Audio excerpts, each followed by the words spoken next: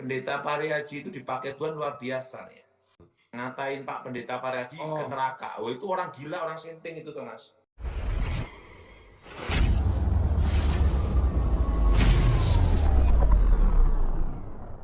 Shalom sahabat KP yang diberkati Tuhan. Akhirnya hambanya Evangelis Daud Tony menanggapi Bapak Pendeta Dr. Yesaya Pariaji. Ini yang kita tunggu-tunggu. Ternyata beliau mengenal betul siapa Bapak Yesaya Pariaji. Tanggapan tersebut terkait dengan pernyataan seorang pendeta yang mengatakan bahwa Bapak Pariaji masuk neraka. Wow, ini pernyataan yang terlalu berani. Dan kita akan dengarkan dulu seperti apa Bapak Yesaya Pariaji di mata hambanya Evangelis Daud Tony. Nah, Pak Pariaji, Thomas ya. Ya, Pendeta Pariaji itu dipakai Tuhan luar biasa ya. betul Pak Daud. Iya. Dan dia ini memang diurapi khusus walaupun khotbahnya tidak sehebat yang ahli doktrin-doktrin. Tapi kalau kita ngomong urapan, mujizat, kekuatan Tuhan itu, penyertaan Tuhan itu nyata di dalam diri Pariaji, Thomas. Betul Pak Daud ya. Tapi ada yang lebih gila lagi, Thomas. Siapa Pak Daud? Ngatain Pak Pendeta Pariaji ke neraka. Oh, itu orang gila, orang senting itu, Thomas. Iya tuh Pak, di medsos lagi viral Pak, katanya arwahnya gentayangan masuk neraka itu Pak. Nah, itu perlu bertobat itu, Thomas. Apa dia sudah ke neraka? Kan gitu aja, Thomas. Nah, kalau mau nyoba ke neraka, mati dulu, Thomas. Kalau hidup lagi. Saya beritahu ya, Pariaji dipakai Tuhan. Betul. Pak Daud ada pernah ketemu dengan beliau secara langsung Pak Daud dulu? Dia dipanggil di Cikeas, saya dampingi beliau. Oh, boleh berbagi pengalaman Pak waktu dengan beliau Pak? Saya belum pernah ketemu salahnya Pak. Ya, supaya orang-orang gila itu biar bertobat lah, Thomas. Ya toh, yang menghakimi Pendeta Pariaji itu kan orang kacau, Thomas. Suatu kali, Thomas ya, saya itu Pak Pramono Edi Wibowo, waktu itu perintahkan saya, Daud siap. Izin dong, ada perintah tunjuk. Waktu itu dia ngomong, kamu jemput pendeta ini ya, Pak Pariaji. Siap, langsung gitu. Dan apa yang terjadi, Thomas? Langsung saya diperintahkan. Nah, langsung saya ini mau nemui Pak Pariaji agak susah, Thomas. Gimana Pak susahnya Pak Daud? Kan dia ada pengamanannya juga, Thomas. Oh. Ada pengamanan khusus juga gitu loh, Thomas. Ya. Nah, untuk nemuin dia kan susah, Thomas. Banyak yang dampingi gitu loh, Thomas. Saya panggil kawan saya, pangkatnya letkol gitu. Ini loh, dari Pas Pampres. Siap, ada petunjuk. Ini kita dapat perintah khusus ini dari Edi Wibowo gitu loh, Jenderal, untuk dipanggil ke Cikeas. Oke, siap, langsung. Waktu itu saya masih ingat itu saya ke tempat Wisma Dharmala itu Mas ya. Dharmala, langsung saya terobos tuh Mas. Kita biasa terobos tuh Mas. Iya benar. Ya terobos, saya terobos, Pas Pampres tuh Mas. Langsung Pak Pariaji, kan dia kan dulu kan pernah jadi orang penting di istana juga tuh Mas. Betul. Langsung saya izin Bapak, langsung hormat gini. Saya mendapat petunjuk, mendapat perintah. Bapak diminta untuk menghadap ke Cikeas. Kapan? Hari ini, jam ini. Gitu tuh Mas. Jadi begitu ketemu langsung jemput tuh Mas. Waktu itu saya masih ingat, saya kan dampingi beliau satu mobil tuh Mas. Oh. Nah, ini Pak Pariaji satu mobil tuh Mas. Waktu itu kalau enggak salah mobil Alphard ya. Satu mobil. Nah, sampai ke Cikias. Sampai ke Cikias ya Thomas ya. Ya. Nah, kan itu ada pengamanan barikade-barikade Thomas.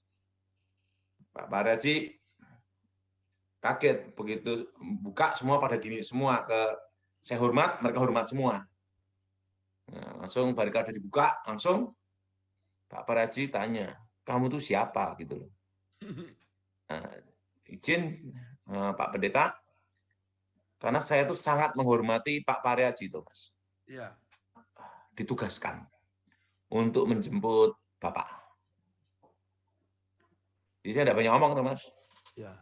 Nah, setelah itu Pak Paraji ke rumahnya Jenderal Edi Wibowo. Rumah Jenderal Edi Wibowo di Cikias dekat rumahnya Pak SBY, Thomas. Betul. Nah, waktu itu saya menghadap gini, Pak Paraji ngobrol-ngobrol sama beliau, dan Pak Edi Wibowo ngobrol sama Pak Paraji, dan Pak Paraji itu ngasih perjamuan kudus, Thomas. Oh, itu ya Pak ya. Mm-mm. Berarti dia bawa bekal juga ya. Kasih apa nih? Saya dikasih juga. Dia kemana-mana bawa perjamuan kudus, Thomas. Oh, memang Gini ya. karunia beliau Pak ya. Itu karunia khusus. Kita tidak bisa ikut-ikut. Pak Paraji itu cerita tentang surga. Dan dia berani bersaksi itu, Thomas. Oh. Nah, satu ngomong-ngomong sama Pak Edi Wibowo, saya diadakan perjamuan kudus. Saya juga makan dan minum perjamuan kudusnya, Thomas. Kan kita kan menjaga. Langsung Pak Paraji tanya, ini Pak Dautoni ya? Iya. Nah, saya masih ingat Pak Paraji itu sama Aristo tuh Mas, anaknya. Oh ya. Waktu itu ngomong sama ini Pak Dautoni ini bagian apa? Pengamanan khusus. Nah, Aristo tahu saya tuh Mas. Iya. Aristo Pariaji ya? Iya. Anaknya Pak Paraji. Langsung tanya, ini bagian pengaman khusus? Iya. Khusus pengaman khusus presiden gitu. No, yang bertanggung jawab untuk keamanan presiden baik dari ilmu hitam maupun dari berbagai macam hal yang tidak terduga gitu Thomas. Dulu kan saya kan sebelum presiden tiba kan saya harus mastiin aman dulu Thomas. Iya. Kan saya kan dulu kan di bawahnya Elang 55 Edi Wibowo. Iya. Langsung Pak Paraji ngomong sama saya, ngomong-ngomong, wah ini pengaman khusus presiden ya, gini-gini. Siap, Pak Pendeta. Langsung dia ngomong, Pak Daud, khotbah tempat saya ya, itu Thomas. Perlu Thomas tahu ya, sejak ketemu dia, sampai dia dipanggil Tuhan meninggal Thomas ya, saya belum khotbah tempatnya dia. Pak Raji itu diakui sama Jenderal Edi Wibowo, Thomas. Yes. Jenderal Edi Wibowo berkata memang pendeta Paraji ini ada kekuatannya, Thomas. Ada kuasanya. Dan yang ngomong ini kan bukan orang Kristen, Thomas. Ya. Kalau yang ngomong Kristen sih biasa tuh, Thomas. Betul. Tapi kalau yang ngomong itu adalah bukan Kristen dan seorang jenderal bintang 4 tuh, Thomas. Ngomong. Wah itu memang ini pendeta ini ada kuasanya ya Pak Daud ya.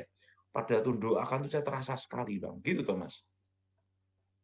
Makanya kalau ada yang ngatain Pak Paraji ke neraka lah, itu sableng Thomas itu.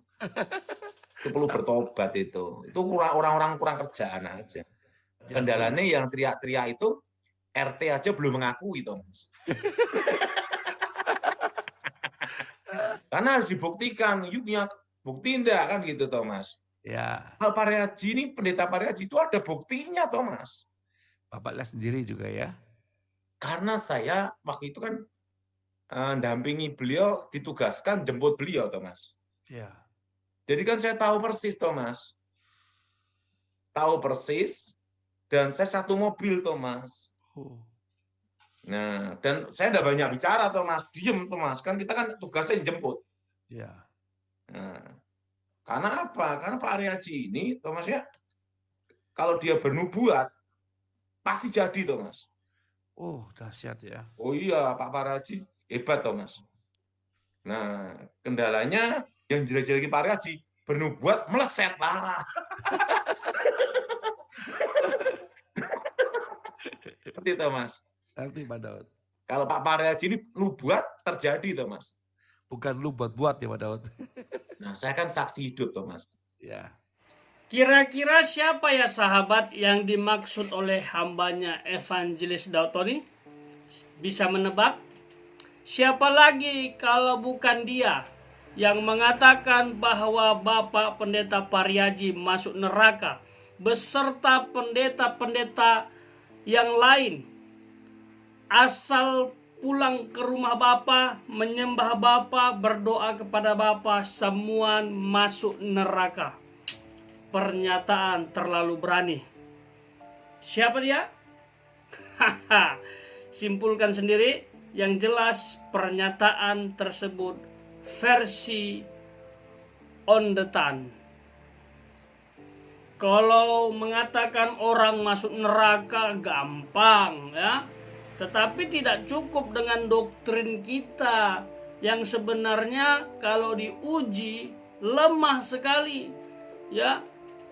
The next time saya akan kupas lagi ya, karena sudah dibahas oleh banyak hamba-hamba Tuhan. Jadi dikupas, ditelanjangi siapa sebenarnya Bapak Sitan ini tadi ya. Henry Tan ya. Dan kita akan tahu persis ya, supaya tidak mudah lagi dikelabui oleh pendeta yang gampang mengatakan pendeta A, pendeta B, pendeta C masuk neraka beserta jemaatnya. Pandangan yang sangat kasihan dan perlu ditolong. Nah, berdasarkan kesaksian hambanya Evangelis Dautoni, saya pikir Bapak Pendeta Yesaya Paryaji bukanlah hamba Tuhan sembarangan. Pernah menjadi tim kepresidenan ya, dan hambanya Evangelis Dautoni pernah juga menjemput dan berinteraksi dengan beliau. Jadi tahu persis siapa beliau. Ya, jadi saksi tentang Bapak Pendeta Paryaji itu ada dua golongan, baik orang yang percaya atau Kristen, yaitu Bapak Evangelis Dautoni beserta jemaat itu menyaksikan pelayanan beliau. Lalu orang yang tidak percaya, ajudan kepresidenan termasuk Bapak Jenderal Pramono Edi. Itu dia. Jadi kalau hanya berdasarkan doktrin, opini, gagasan, apalagi mengatakan mendapatkan pesan dari Tuhan melalui mimpi yang sebenarnya kalau diuji lemah ya, bahkan dia sendiri ragu bahwa itu dari Tuhan atau tidak, itu tidak bisa dipegang ya. Kembali ke Alkitab dengan tegas, konsep keselamatan tidak bisa berdasarkan doktrin, tetapi berdasarkan Alkitab. Ya, hamba Tuhan sedahsyat ini membuka jemaat gereja Tiberias dan banyak memenangkan jiwa. Dengan gampangnya kita mengatakan beliau berteriak dari neraka meminta pertolongan. Saya 100% tidak percaya. Ya, saya pegang Alkitab dan saya pegang buahnya. Buah pelayanan dari hambanya itu luar biasa. Jadi kita semua harus belajar Alkitab dan lihat buah pelayanan seseorang supaya kita tidak mudah termakan hoak. Tuhan Yesus memberkati.